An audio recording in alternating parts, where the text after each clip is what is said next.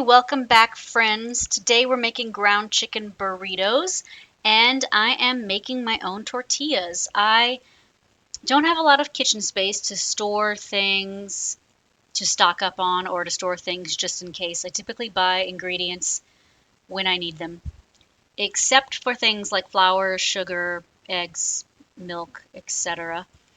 And so one thing I learned how to do was make my own flour tortillas. This recipe should make 10 large tortillas. I'm going to make 12 medium-sized tortillas.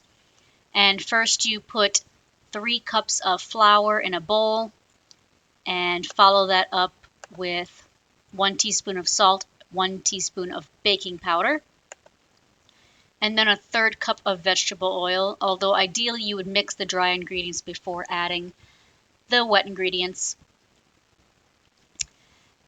So it's a 1/3 cup of vegetable oil, and then you heat up 1 cup of water, a little bit. I usually do 30 seconds or less, and then mix that in the mixer with the flour and the other dry ingredients, which is what's happening now. Another reason I like to make my own tortillas is because I'm using whole wheat flour, which is a little bit better for your insulin than white wheat flour or all-purpose flour. And every little bit helps, maybe. Sometimes it doesn't feel like it does. But you're going to go ahead and mix that in a stand mixer with a dough hook for a few minutes. Let me see how much here. It just says for 1 minute and then decrease to slow and then 1 more minute. So you'll see here that the dough doesn't stick to my fingers. It's a nice solid piece. We're going to go ahead and start making the little tortilla balls. We're first going to put some flour on your rolling surface. That's just to keep it from sticking to the counter and sticking to your rolling pin. And roll out a kind of a thin log. This recipe I originally found on Pinterest. I did not keep track of who made it, but they said that you should be able to get 16 tortillas out of this, and I tried that the first time around, and my God, I swear to God, they were tortillas for ants. So I ended up figuring out that the size tortilla I like, I could get 10 out of this recipe. However, today I'm doing 12, and that's because I think I need more than 6 for this recipe and more than 4 for another recipe I'm doing later on this week. So I'm doing 12 just to make sure I have enough. If I have too much, I'll just make some regular boring cheese quesadillas or vegan cheese quesadillas, or I can just hang on to them. If you freeze tortillas, they last a really, really long time. So you'll see I kind of karate chop the dough into the sizes I want. Otherwise, I will not get an equal number of, like an equal size of dough and number of tortillas. You can weigh it, but then you have to do math, and like, does it really matter that much if the tortillas are all the same exact size? I don't think so. Although it does matter if they're not round. That is a pain in my neck. If you have a gluten problem, you can make corn tortillas, but I can't help you with that because I tried and it was a disaster. I don't have a tortilla press, and I think you probably need one for corn tortillas, even if the recipe says you don't, because I cannot get them off the counter. There's no stretch to them. Things with gluten in them stretch when you move them, and so that's why you can get these off the counter after rolling, but that was impossible for me when I tried making corn tortillas. This recipe says to cover the dough with a clean kitchen towel and let it rest for 15 minutes to 2 hours.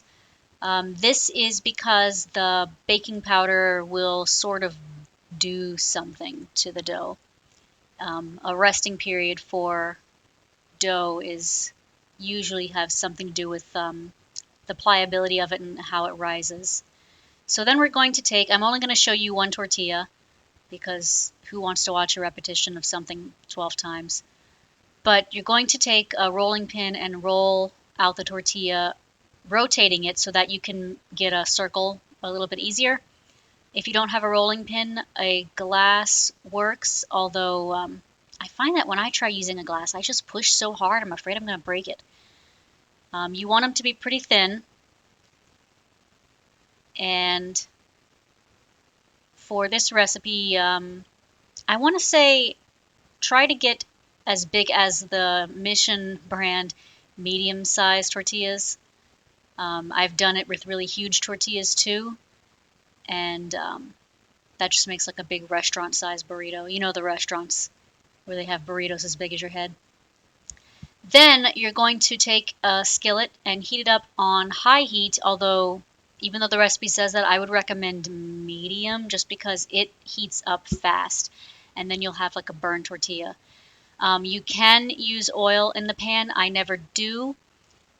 Just flip it once you see that it's bubbled, and the side that has been touching the pan should be a little bit brown like you see here.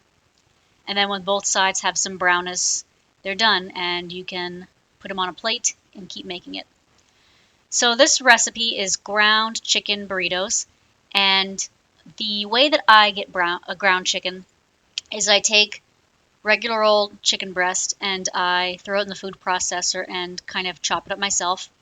If it's slightly frozen, it'll actually chop up a little better than if it's all the way defrosted like mine. And you can certainly buy ground chicken in the store for more money if that's more convenient for you, or if you don't have a food processor. However, if you want to save money, you don't actually need it to be ground. It can just be chopped finely, and it will still taste basically the same. So then throw it in here a little bit. Don't pulverize it completely. You do want it to be somewhat solid. I usually use 1 chicken breast. If you want to go with ground chicken, you can buy a pound, but I don't think you'll need the whole pound unless you want to make a larger quantity than what we're going to do here.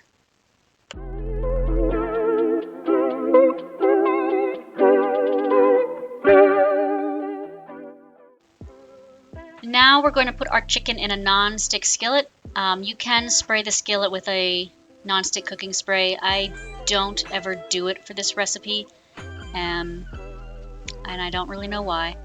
Sometimes I do that sort of stuff and it just gets a little bit more oily than I want, and sometimes the original recipe just didn't mention it, so then I won't do it. So do whatever you prefer. And then try to keep it cooking on medium or medium-low heat. As I've mentioned in other videos, chicken breast especially should be cooked on low heat to prevent it from drying out and overcooking. It does taste different when it's overcooked. It's a little bit chewier, I believe.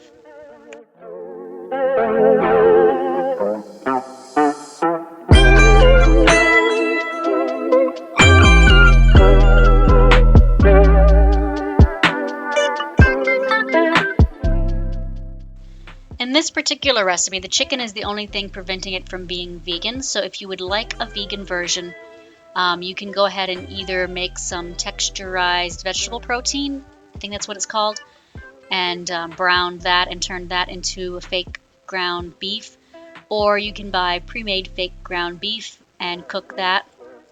I would say 1 cup should be enough if you're doing the pre-made stuff.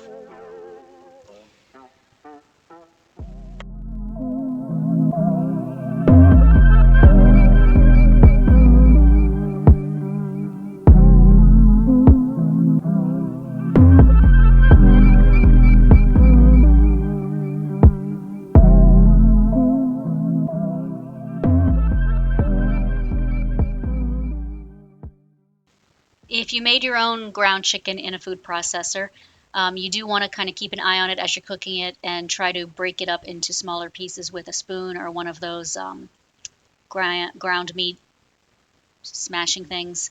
I used to have one of those, but then I stopped eating so much meat and I realized I didn't need it anymore, and I decluttered it because I was a minimalist, and also that utility spoon thing you see on the right side of the stove was really, really full, and that's where we kept it. And I was like, let me just get rid of this, and we'll have so much room in our utility container, and we did not.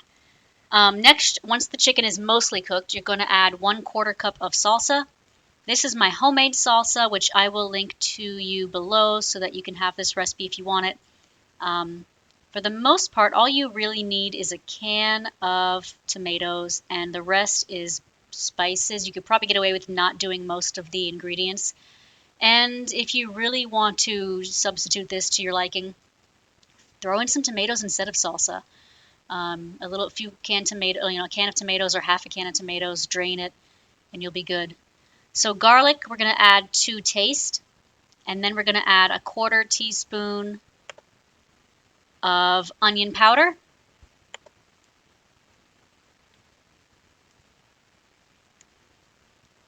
And then 1/4 teaspoon of cayenne, although the original recipe says red pepper flakes. I do not have that. Oh, I'm not doing 1/4 teaspoon, I'm just doing it to taste. Paprika should be half a teaspoon.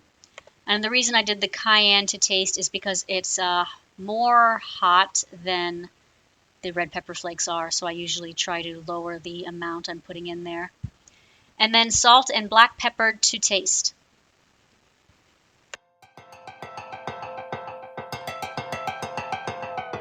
Been a long time since I met someone in person. Maybe that's a sign that this may be right. And then stir everything up really well so that the chicken sort of looks coated in the spices, and it kind of looks like it's a little bit orangey or tan. And if you haven't yet, you could definitely lower your heat now because the chicken should be fully cooked and you don't want to overdo it. Next, we're going to drain a can of black beans and then put that in the skillet. Don't rinse the black beans. I find that the bean juice that's kind of on the beans adds a little bit something to the flavor of it. Then drain a can of corn and add that to the skillet. And then you'll stir this together really well.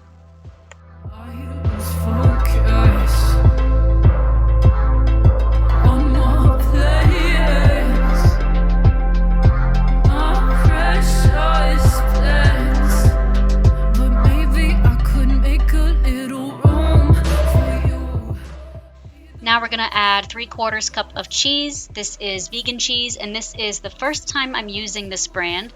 It said that it melted well, and that besides flavor is really the only thing I care about with vegan cheese. I really need it to melt well. I've had some, I think it's the generic Simple Truth brand from Kroger that doesn't melt very well, at least not in the microwave, which is how I usually make my cheese. I throw it on chips and then I eat it in the microwave like it's poor man's nachos. So 3/4 cup of cheese. If you want to use a different kind or real cheese, the original recipe does call for cheddar. I think Mexican cheese would be just as good here though. And then you're going to go ahead and stir all of that together. Now one reason I put the cheese in before adding the food to the tortilla is because the cheese here, it's definitely a different meal if you just put cheese on top of the tortilla as you're eating it. You'll use more cheese that way. And then this one, it kind of adds a bit of creaminess to the filling of the burrito. So you can't really taste the cheese that much. It's not an obvious cheese flavor, even with real cheese. But it does add a nice creamy texture, and I like that. And the cheese here, the vegan cheese, did melt very well.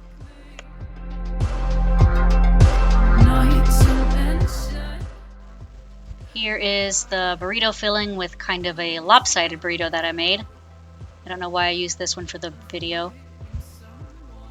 Must have been the only attractive one I saw, at least right away. And trying to form it into a burrito one-handed is really hard.